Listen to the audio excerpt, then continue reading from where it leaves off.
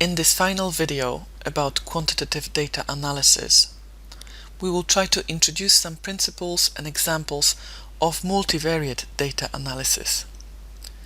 I am very cautiously introducing the subject, meaning that in this short video I will give you just a flavor of multivariate analysis.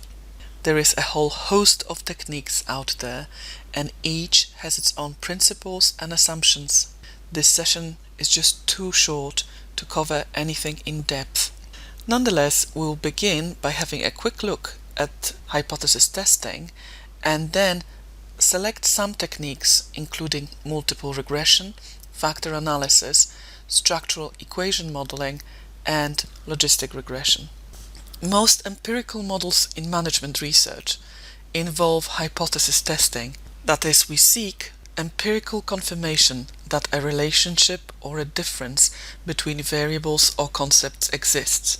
Hypothesis testing is a statistical procedure which starts with a null hypothesis: there is no difference or no relationship. Through analysis of empirical data, we then try to disprove this null hypothesis. We check probability that this null hypothesis is untrue. Low probability in hypothesis testing results shows that null hypothesis can be rejected and alternative accepted. This low probability or significance is indicated by p-values. P-value below 0.05 normally indicates that we can reject the null hypothesis and accept the opposite, that there is a difference or that there is a relationship. We usually test for three different types of hypotheses: the differences between means, associations between variables, and prediction. For example, using our earlier example, we might hypothesize that the younger people will have better performance at exams than older people, i.e. that there is a group difference between the young and the old. We might also hypothesize an association.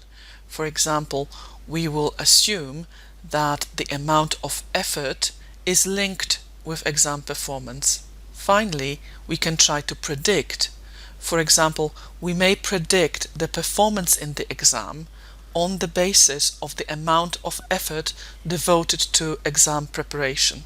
All univariate data analysis deals with single variables, one variable at the time, and most statistics textbooks, or indeed most foundation courses, will introduce you to univariate data analysis. In univariate analysis, the test for differences is accomplished through techniques such as t-test or ANOVA, where t-test is useful for two groups and ANOVA can be used to compare three or more groups. We test for associations using either correlation or chi-square. Correlation is used when variables are interval or ratio, and chi-square is used on nominal or ordinal variables. Finally, prediction is typically tested using regression analysis, where we regress one variable onto another variable and see how strongly the independent variable explains the dependent variable. In your PhD thesis, you are more likely to use multivariate analysis and the equivalent tests. To look for differences between groups, you would use a technique called MANOVA, which stands for Multivariate Analysis of Variance. To look for associations between variables, you would use exploratory factor analysis or confirmatory factor analysis. To test your theoretical model, you would typically use either multivariate regression or structural equation modeling or logistic regression. The last technique, logistic regression, is used when the dependent variable is nominal. For example, when you are trying to estimate the odds of being success or failure. Logistic regression is frequently used in medicine, where they estimate, for example, the chances of you dying or surviving. To give you an example, the estimates of your chances of developing a cancer when you are smoking are based on the results of logistic regression. Here is a simple example of regression analysis. The illustration shows that we hypothesize that performance in the exam depends on motivation. In your formal writing of the hypotheses, you would probably include the direction and say that you would expect motivation positively affects performance.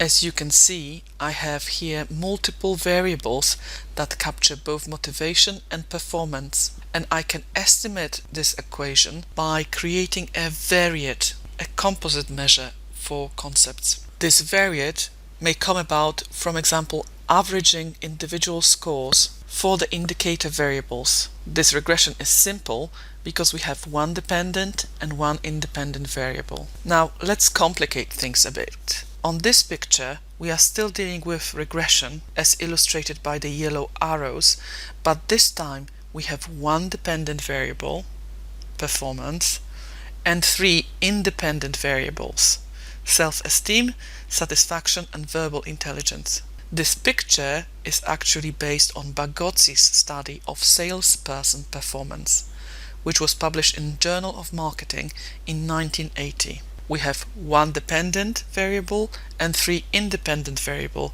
That is a case of multivariate regression. Let's complicate things a little bit more. What happened here is that I've added additional variable motivation, and by linking it with satisfaction, I am suggesting that motivation affects satisfaction and that satisfaction affects performance.